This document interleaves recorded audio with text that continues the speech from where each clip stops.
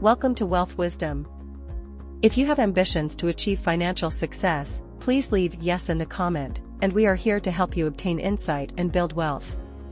The book we are going to share today is The 48 Laws of Power by Robert Greene. Flaunting your brilliance won't win you your boss's favor, but making him or her shine will. Have you ever tried to impress your boss, only to fall flat on your face? Well, if you've ever failed to impress someone in a position of power, it could actually be the result of outshining them. After all, powerful people want to be the center of attention. Trying too hard to impress them can shift attention away from them and onto you, hurting their pride in the process. But what's even worse is acting superior to them, a move that could lead your boss to think of you as a threat to their position and, consequently, to let you go from the company.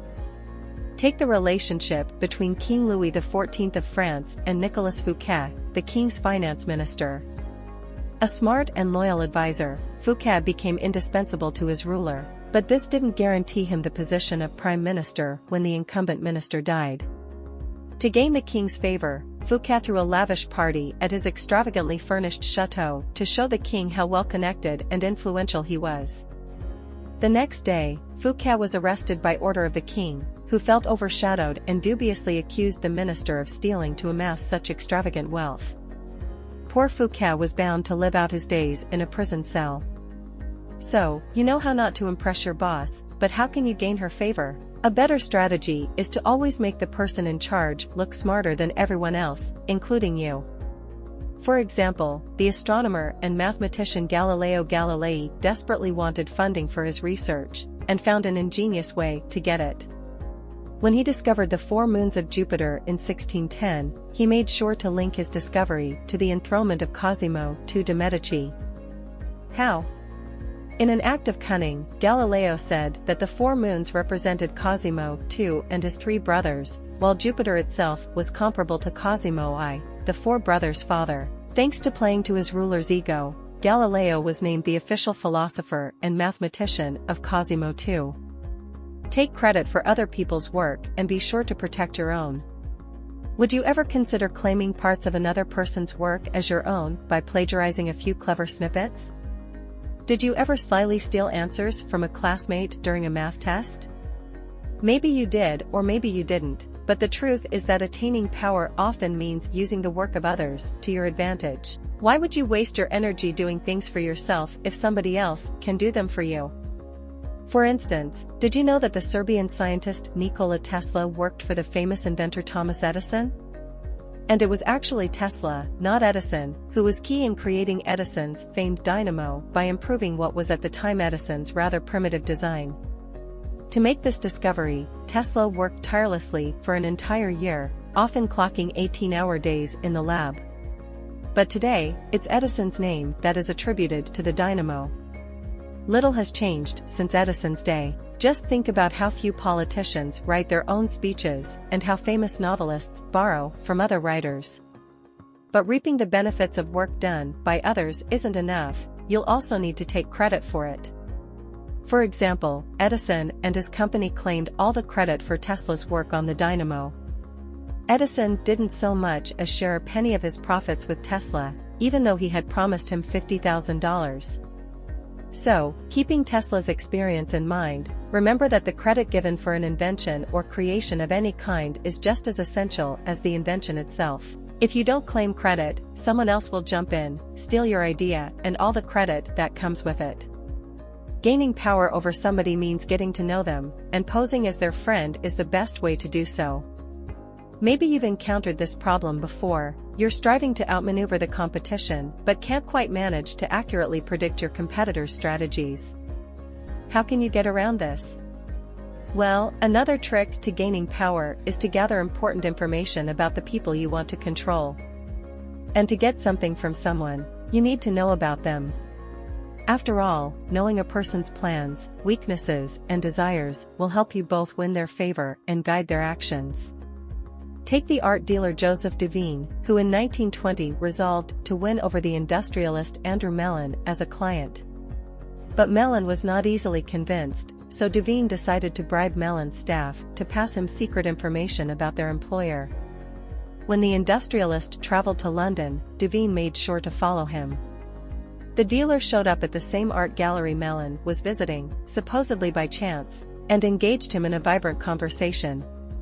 Since Devine knew so much about what Mellon liked, he easily gained his favor by making him believe that they shared common tastes in art, among other things. As a result, the encounter ended on good terms, and Mellon soon became Devine's best client. So how can you accomplish what Devine did? You can hire informants or, even better, act as a spy yourself by posing as a person's friend. While most people opt for hired spies like Devine did, this strategy is risky. After all, how can you be sure that your spies are being honest with you? To be sure your information is accurate, it's best to do the spying yourself. This is no easy task, as people generally hesitate to share private information with strangers. However, they're not as secretive when in the company of someone they consider a friend, which makes posing as a companion a highly effective strategy. Act unpredictably to confuse the competition. You probably know that most people don't like sudden changes, but did you know that you can use unpredictability to your competitive advantage? Acting unpredictably can keep your competition off balance, and here's how. In competitive scenarios, your opponents will likely try hard to figure you out by monitoring your habits and decision-making, and they won't hesitate to use this information against you. In this situation, your best move is to act erratically. Being unpredictable will protect you from being understood by your opponents, which will intimidate and unnerve them. Take the famous 1972 chess match between Bobby Fischer and the Russian champion Boris Spassky. Fischer knew that Spassky's technique was to target the routines and predictability of his opponent, and Fischer used this information to his advantage by playing as unpredictably as possible. Even in the days leading up to the match, Fischer made it seem unclear whether or not he would be able to make it to Reykjavik, where the pair was set to play. And when he did arrive, it was moments before the match was set to be cancelled due to his absence. After this stunt, Fischer proceeded to complain about everything from the lighting to the chairs and noise in the room. When they finally began the tournament's first match, Fischer made careless mistakes before giving up, an odd move since he was known for his persistence. Spassky couldn't tell if he was actually making mistakes or just bluffing. At this point, Fischer had Spassky just where he wanted him. When your competitor is sufficiently confused, you're in a perfect position to win. Why? Doing things that perplex your opponent will cause him to try to explain your behavior and distract him from the task at hand, giving you the chance to strike. So, after 2 games of chess, Fischer began winning game after game with bold moves. When all was said and done, Spassky conceded and Fischer was named world champion. Before we continue, if you are interested in this topic, please consider subscribe and give us a thumb up. Surrendering to a stronger opponent will help you gather power down the line. Have you ever gone up against someone knowing that you'd never win? While it's common for people to fight for glory against all odds, it's not the route to power. So what should you do when faced with an opponent more powerful than you? Give up. This may seem an odd strategy, especially since humans instinctively fight their enemies to protect themselves. But when a competitor acts with aggression, he will expect you to respond in the same way. In cases when you know that the competition has you beat, your best move is to do just the opposite and surrender. Why? If you give up, or at least convince your enemy that you've done so, you can ensure that he won't deliver substantial damage. Not only that, but your opponent, thinking he has won, will also let down his guard. When he does, you'll have a golden opportunity to regain your strength and plan your next move. Take the case of Bertolt Brecht, a writer of revolutionary, communist ideas who immigrated to the United States in 1941 to join other intellectuals exiled from Europe. After World War II, Brecht and his peers were summoned before the U.S. Congress, which was investigating a supposed communist infiltration of Hollywood.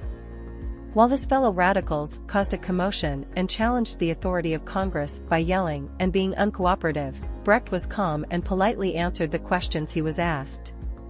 Because of his good behavior, Brecht was released by the government, which even offered to help him with his immigration procedure. In the end, their offer was irrelevant because he left the country and continued writing about his firm beliefs. and his stubborn friends? They were blacklisted, unable to publish for years. So, do as Brecht did and make surrender a tool of self-empowerment. Build long-term strength instead of making major sacrifices for short-lived bouts of glory. If you want to be treated like a superior, you've got to act like one. Are you higher up the ladder than someone else? If so, it's essential to act the part, unless, of course, you prefer to be seen as their equal. But a word of warning, acting as if you're equal to others while holding a superior position to them will only inspire contempt. Take Louis Philippe, King of France during the 1830s and 40s. He despised royal ceremonies, as well as all the symbols associated with the throne. In defiance of the formalities of his position, he was infamous for wearing a gray hat and holding an umbrella in place of his crown and scepter. In fact, he didn't even keep the company of royalty, mostly befriending bankers instead. But the king's behavior didn't do him any good. He was soon hated by both the rich and the poor. Wealthy people disapproved of the unlikely king, while the poor disliked a king who acted like the lower classes but didn't look out for them. Even his banker friends turned on him when they found they could insult him without the fear of being reprimanded. All of this hatred mounted until the people rose up against him and he was forced to abdicate the throne. In general, people are suspicious of higher-ups who act like their equals. Doing so leads people to thinking you're dishonest, as they'll assume your modest ways are a sly trick to cloud your privileges. Then what's a better tactic? You should instead use the strategy of the crown to make people treat you like royalty. Simply put, if you believe you're above others and act in this way, other people will begin to believe you're superior, too.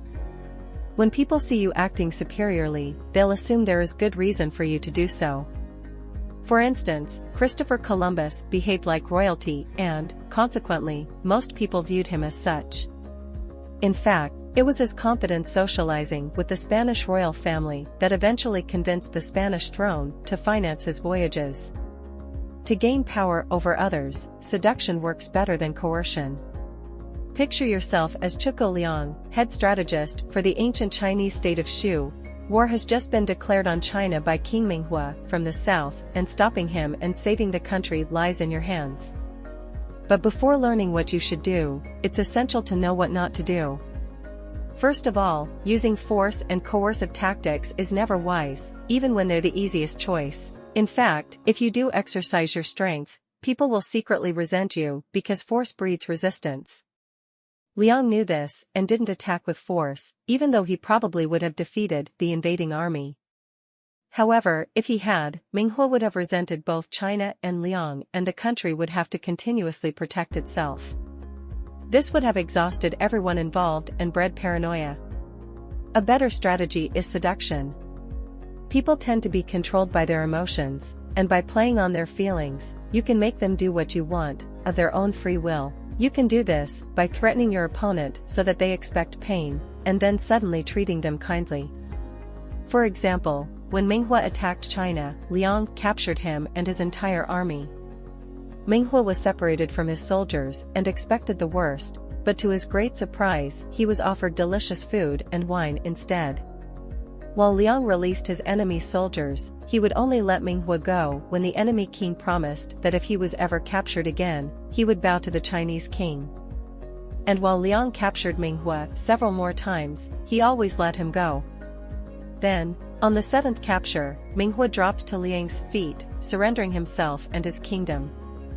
Even though Liang could have killed Minghua when he captured him, a fact that the enemy king was aware of, he gave him plenty of chances and treated him well each time. As a result, Minghua grew increasingly grateful and indebted to the Chinese king, until he finally surrendered of his own volition.